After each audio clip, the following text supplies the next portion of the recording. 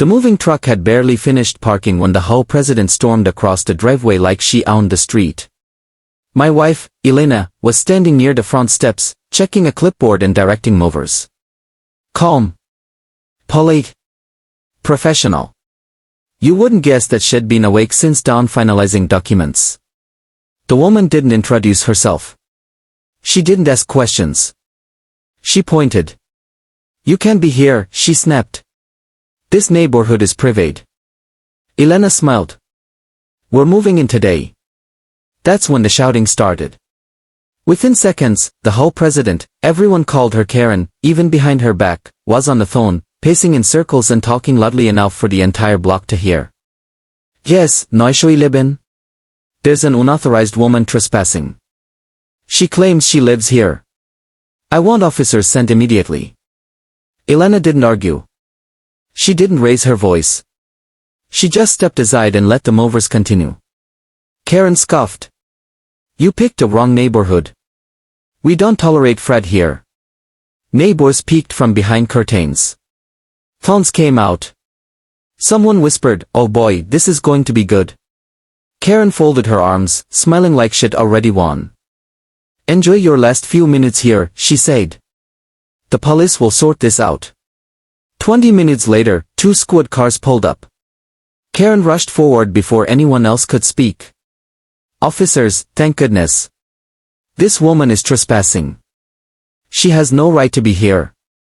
One officer turned to Elena. Ma'am, can we see some identification? Elena handed it over calmly. Then she passed over a folder. Karen logged. Fake paperwork doesn't. The officer raised a hand. Ma'am, please. The second officer opened the folder. His eyebrows lifted slightly. Karen's smile froze. What's going on? She demanded. The officer looked up. According to these documents, this property was legally transferred last month. Karen snapped her head toward Elena. That's impossible. Elena finally spoke. It's not. Karen's voice went sharp. Then arrest her. She's lying. The officer exchanged a look with his partner. Actually, he said slowly, we're going to need you to step back. Karen's face flushed red. Excuse me? Elena closed the folder and reached into her bag. She pulled out a single envelope. Thick. Official. Court-stamped. Karen sneered. What's that? Another fake document? Elena walked forward and extended the envelope. This, she said evenly, is your eviction notice. The driveway went silent. Karen didn't take it. That's a joke. It's not, Elena replied. The property you're standing on is no longer owned by the individual you paid rent to. That ownership was transferred due to foreclosure proceedings finalized 3 weeks ago. Karen looked, loud and sharp. I own my house. One officer cleared his throat. Ma'am, the county records say otherwise. Karen spun toward him. That's wrong. I pay the high every month. Elena nodded. You do. Unfortunately, HOA fees don't replace a mortgage. The second officer flipped a page. It appears the former owner defaulted. The property was acquired by a legal trust. Karen pointed at Elena. You expect me to believe she owns it? Elena shook her head. No. I represent the trust. Karen's confidence crumbled. A neighbor whispered, oh my God. Elena continued, voice calm but firm. You were notified by mail. Certified. Twice. The eviction timeline started 10 days ago. Karen's hands trembled. I never got anything. The officer glanced at the paperwork. There's a scene delivery confirmation.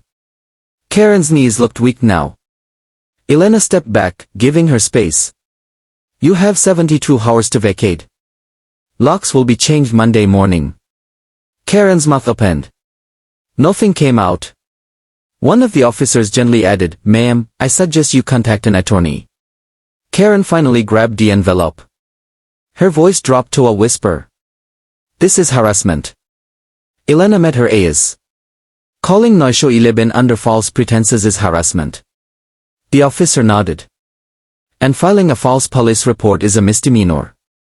Karen looked around, at the neighbors, the phones recording, the movers still unloading boxes like nothing extraordinary had happened. Her power was gone. She turned and walked back toward her house, shoulders hunked, eviction papers clutched to her chest. The officers apologized to Elena for the inconvenience. She thanked them. As they left, one neighbor approached cautiously. "So you're really moving in?" Elena smiled. "Yes. And we're very excited to meet everyone. Except Karen. She didn't come outside."